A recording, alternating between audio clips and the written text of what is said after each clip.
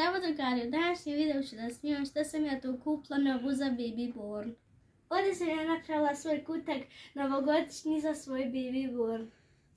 Prvo što sam kupila jeste ovaj privjesak za Baby Born.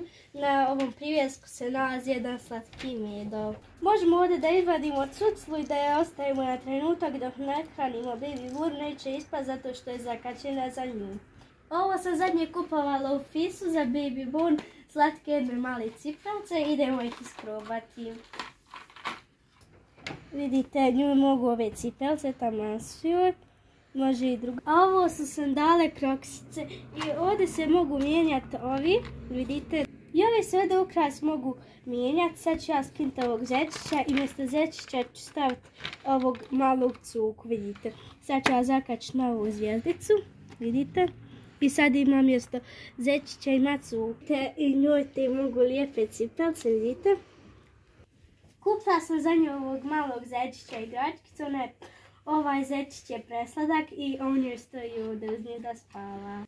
I ovdje sam je kupila novu flašicu, pošto sam ja bila izgubila, pa sam kupila istu u Fisu, vidite. Ona je sva roza, tamno roze boje i ista je kao je ona prošla. I ovo je muzika za bebe.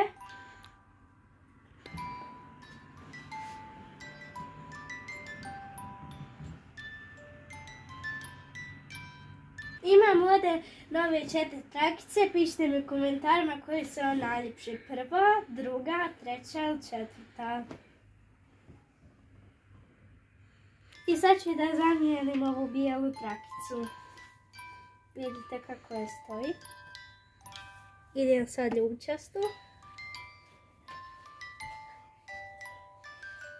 I zadnju ovu.